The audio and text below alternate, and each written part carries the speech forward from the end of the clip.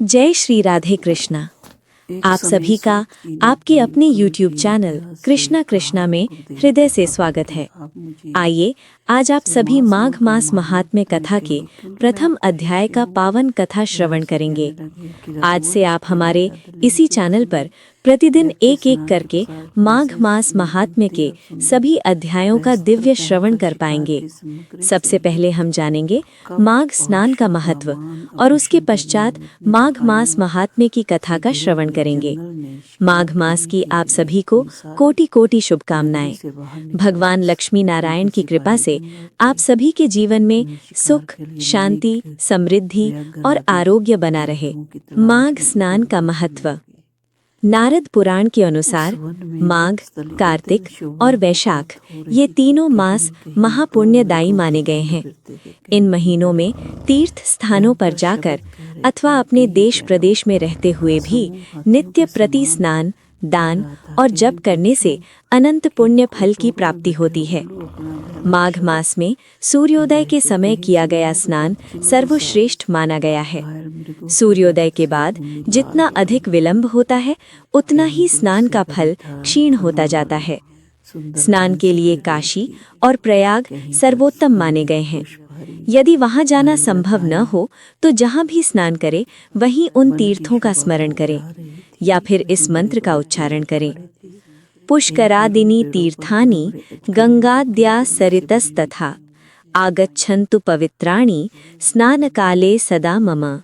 गंगा, यमुना, गोदावरी, सरस्वती, नर्मदा, सिंधु और कावेरी इन पवित्र नदियों का स्मरण करते हुए किसी भी प्रवाहित जल में स्नान करें। यदि नदी उपलब्ध न हो तो रात भर खुले आकाश के नीचे रखे जल पूर्ण घट से स्नान करें अथवा दिन भर सूर्य किरणों से तपे जल से स्नान करें। स्नान के आरंभ में भगवान से प्रार्थना करें, आपो देवा ज्योतिष्मतः पापम नाशय मे सदा दुख दारिद्र्य नाशाय श्री विष्णु स्नानमाचरे। और स्नान के पश्चात सूर्य देव को अर्घ्य देकर भगवान श्री हरि विष्णु का स्मरण करें। माघ स्नान किसे करना चाहिए? माघ स्नान के लिए ब्रह्मचारी, गृहस्थ, वानप्रस्थ और सन्यासी चारों आश्रमों के लोग, ब्राह्मण, क्षत्रिय, वैश्य और शूद्र चारों वर्णों के लोग, बाल, युवा और वृद्ध, स्त्री, पुरुष अथवा नपुंसक सभी को अधिकार है। सभी श्रद्धा और नियम पूर्वक माघ स्नान कर सकते हैं। माघ स्नान की अवधि। माघ स्नान की अवधि पौष शुक्ल एकादशी से माघ शुक्ल एकादशी तक अथवा पौष पूर्णिमा से माघ पूर्णिमा तक अथवा जब सूर्य मकर राशि में प्रवेश करे उस दिन से कुंभ राशि में प्रवेश तक। स्नान के पश्चात यथाशक्ति मौन, भगवान का भजन, यजन, ब्राह्मणों को भोजन, कंबल, वस्त्र, अन्न, जूते, चप्पल आदि का दान करना चाहिए। काम, क्रोध, लोभ, मोह का त्याग करके भक्ति, श्रद्धा, विनय और विश्वास के साथ माघ स्नान करने से अश्वमेध यज्ञ के समान फल की प्राप्ति होती है। ऐथी माघ मास महात्म्य कथा प्रथम अध्याय। अब आइए माघ मास महात्म्य कथा के प्रथम अध्याय का श्रवण करते हैं।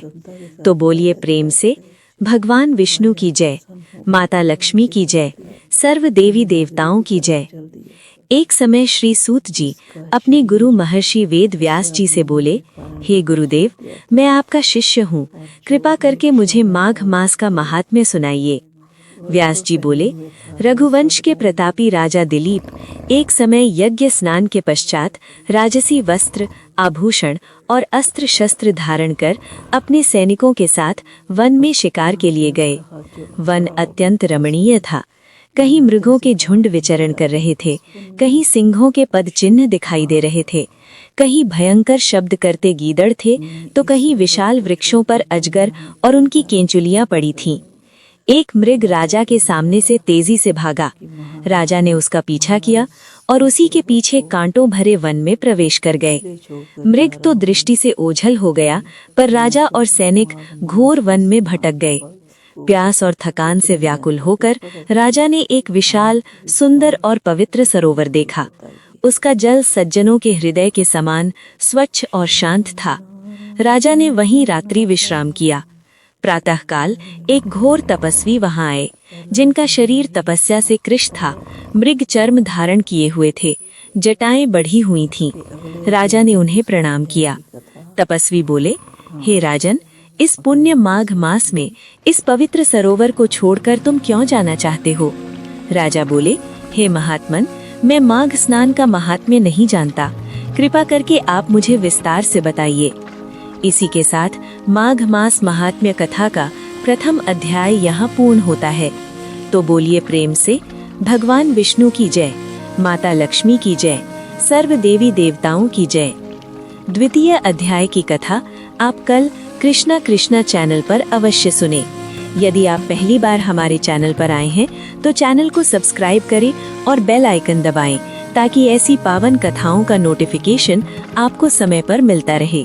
जय श्री राधे कृष्णा।